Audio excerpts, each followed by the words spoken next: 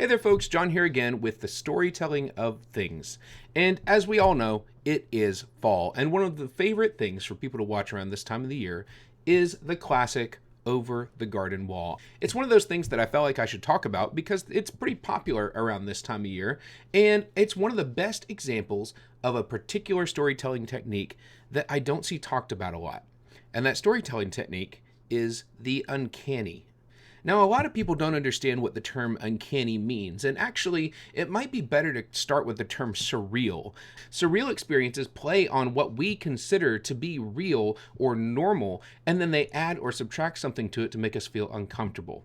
Getting to Over the Garden Wall, the devil, as they say, is in the details. Because in this show, it's generally animated with a relatively flat, kind of cartoonish look. But whenever you're supposed to feel uncomfortable about a certain situation or about a certain character, you'll notice that they are rendered in excruciating detail. For instance, this turkey has much more skin detail than pretty much any other character we've seen up to this point, with all the wrinkles in his skin and everything, and it just feels really weird. And the reason why is because the show has trained us by this point to expect characters to have kind of just flat color tones to their skin. There's not a lot of detail involved other than one character, and that character is Gregory.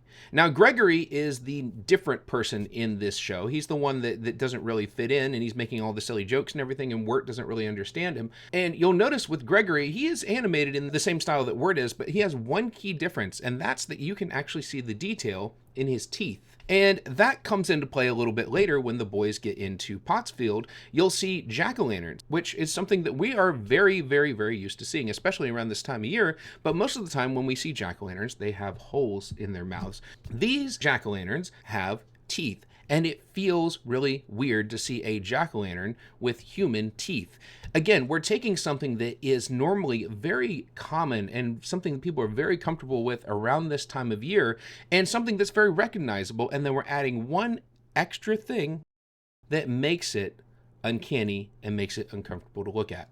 And that's how storytellers use the concept of the uncanny to make you feel just a little bit weird when you watch stuff like this. That's all for now. I'll see you guys next time.